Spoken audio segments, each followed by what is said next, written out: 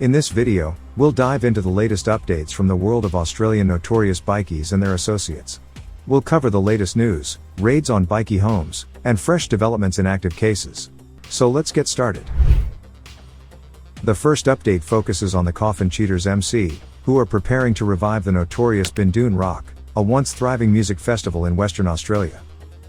This follows the recent success of the Westdale Drags, a Gypsy Jokers event that proceeded despite opposition from authorities and was ultimately considered a success. The Shire of Chittering supports the return of Bindoon Rock, and Western Australia Police have not objected to the multi-year deal for the Bikies burnout events at their Bindoon property. Bindoon Rock, held from 1986 to 1995, attracted crowds of up to 20,000 and was a significant financial success for the club. Although the event is being organized by a company linked to the Coffin Cheaters MC, the Shire insists it is a community event, not a bikie event. Additionally, strict rules have been implemented, including banning bikie insignia and promoting alcohol-free gatherings. Previously, this 36-hour event was a massive draw, attracting crowds from interstate and even overseas. It featured major rock acts like Jimmy Barnes, Divinals, Doc Neeson, and Meatloaf. The event will be held on Cook Road in Moolyabini, approximately 100 kilometers from Perth. Next bikie update is from Melbourne, where former Mongols MC leader Toby Mitchell has criticized Victoria Police after 30 officers shut down his rooftop party at the Cullen Hotel in Prahran. The event, which was held for Fink's president Mark Balsalee's birthday, featured alcohol, exotic dancers, and drag queen entertainment. A photo from the party sparked online attention due to traces of a mysterious white powder, though it wasn't confirmed to be illegal. Mitchell claimed he had permission for 70 guests, but police intervened due to noise complaints. The guests were asked to leave after discussions with the officers. Toby Mitchell, who is a well-known notorious bikie figure and a media magnate, has had a long and controversial history in Australia's underworld. He was known for his leadership in the Mongols, that aggressively expanded its ranks in Melbourne, even recruiting former members of rival clubs like the Bandidos. Mitchell himself rose to prominence within the Mongols after joining in 2019, eventually becoming the club's president in Melbourne. Mitchell's life has been punctuated by violence, including a 2019 ambush in Bulleen, where he narrowly survived after being shot 11 times. Despite being involved in high-profile incidents, he later transitioned into a different role, stepping back from club leadership to focus on becoming a social media influencer. His lavish lifestyle continues to draw attention, from hosting extravagant parties to mingling with celebrities like AFL stars. The next update is on Sharina Lucas, the sister of Comanchero member Ray Chili, who was sentenced over a 2021 incident in which she took part in an $800,000 drop-off. Aged 36, Lucas has been sentenced to 15 months in prison, with a non-parole period of 7.5 months. She was sentenced on Thursday, September 26, 2024 and was convicted for possessing over $800,000 in suspected proceeds of crime, as part of an ongoing investigation led by the Australian Federal Police and Western Australia Police into a cash laundering syndicate linked to the Comancheros. Lucas is the third to be jailed in connection with the case, including Vivian Armstead, Lucas' ex-mother-in-law, who was also sentenced previously. The syndicate was discovered when Lucas drove with Armstead to a Perth business in May 2021, where cash-filled bags were handed over to the third woman. The AFP and police were monitoring the handover and arrested both women, seizing the cash in vacuum-sealed bags. Further investigations led to the discovery of a cash counter and additional sums of money in their homes. None of the women had the financial means to possess such large sums of money, strengthening the authorities' belief that the cash was linked to illegal activity. The AFP emphasized its commitment to disrupting organized crime and preventing criminals from profiting from unlawful gains. The next update is from Victoria, where Brenaine Stevens, the stepdaughter of murdered drug kingpin Carl Williams, has launched a civil lawsuit against the Victorian government. She alleges that authorities failed to protect her father, while he was incarcerated at Barwon Prison.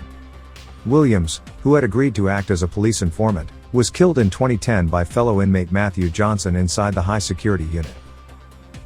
14 years on, Stevens' lawyers argue that Corrections Victoria knowingly transferred Johnson to Williams' cell, despite his affiliation with the Prisoners of War gang and his violent history, particularly towards informants. Court documents submitted to the Supreme Court of Victoria indicate that in 2009, Staff within the prison raised alarms about Williams' safety, warning that Johnson could become violent if he discovered Williams was assisting police. Despite these concerns, the transfer was approved under the condition of close monitoring. However, within 2 months, a prison officer reported that Williams' cooperation with Victoria Police was widely known among inmates, further escalating the danger to his life. The report suggests that Stevens seeks justice, holding the government accountable for its failure to safeguard her father in the face of such evident risks. It's worth mentioning that Williams' biological daughter also received a significant payout from authorities in a secret settlement related to the case. The next update is from Meriwether, where Raptor Squad officers have charged an associate of the Hells Angels MC with multiple assault offenses after he allegedly king-hit 2 men in a licensed premises last month. At approximately 11 p.m. on Saturday, September 14, 2024, police responded to reports of multiple assaults at a licensed venue on Morgan Street. Officers from the Newcastle City Police District arrived on the scene and learned that an unknown assailant had punched 2 men, aged 19 and 20, in the head before fleeing the area. Both men received injuries to their mouths and face, however they both refused treatment. Officers attached to State Crime Command's Raptor Squad immediately commenced investigations into the incident. Following inquiries, Raptor Squad officers executed a search warrant at a Meriwether home about 6 a.m. on Wednesday, October 2, 2024. During the search, officers located and seized personal items allegedly used in the offense and electronic items.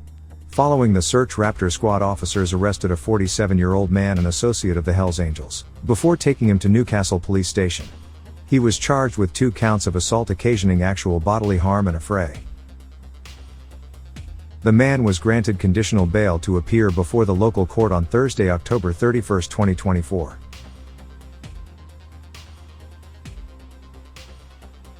Staying with the Hells Angels, the last update is from Western Australia, where the alleged kingpin of the Hells Angels in Western Australia, Benjamin Bernhardt, 52, was caught in a nationwide police sting aimed at dismantling a secret crime app. Officers found stacks of dirty cash and a stash of steroids after pulling over his high-end Mercedes G-Wagon in Fremantle. Bernhardt is the current state president of the notorious outlaw club the Hells Angels MC. During the raid on Bernhardt's car, police uncovered $10,000 in cash and over 55 grams of cocaine. Later that day, they stormed his Piara Waters home, where they reportedly found another $4,600 in cash and a load of steroids. Bernhardt now faces charges for possession of prohibited drugs with intent to sell or supply, being cocaine, possession of stolen or unlawfully obtained property, and possession of a prohibited drug.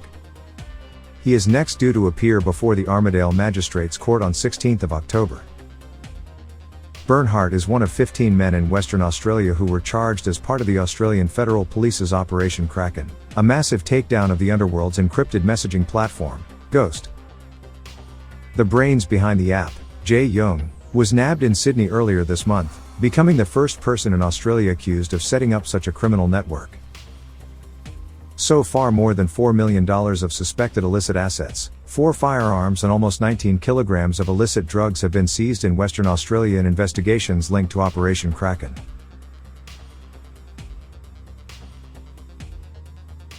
Also taken into custody last week was a 55-year-old man from Heathridge, who reportedly refused to grant the AFP access to his phone, suspected to be a device solely dedicated to the Ghost app. The phone was allegedly found hidden in a bedroom drawer, wrapped in a t-shirt. He now faces charges for failing to comply with an order. Further investigations resulted in the seizure of an additional $792,000 in cryptocurrency, which authorities intend to restrain and confiscate. Police have also arrested a 31-year-old man from Mirrabooka after allegedly discovering $79,000 in cash hidden in the center console of the GTS Holden he was driving in Langford. As part of the wider Operation Kraken investigation, authorities have seized more than $4.37 million in suspected illegal assets, 4 firearms, and nearly 19 kilograms of drugs across Western Australia.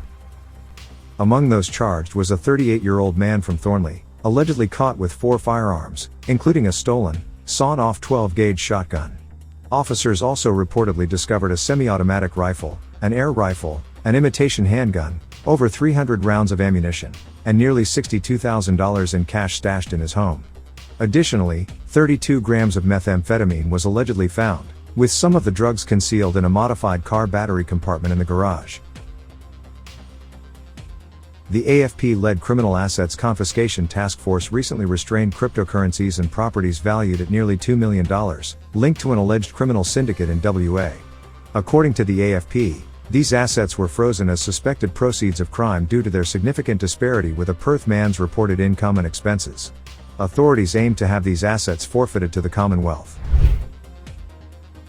If you're looking for more thrilling and edgy bikie updates, don't hesitate, whack that subscribe button, spread and share the video, hit that like button, and drop your thoughts in the comments.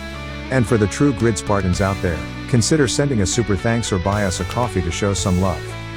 Your support keeps us going and the channel thriving, especially since most of our videos aren't monetized due to all the crime-related content. Stay tuned, stay curious, stay awesome, and take care. Wu-Tang. People live and people die. We operate on an eye for an eye.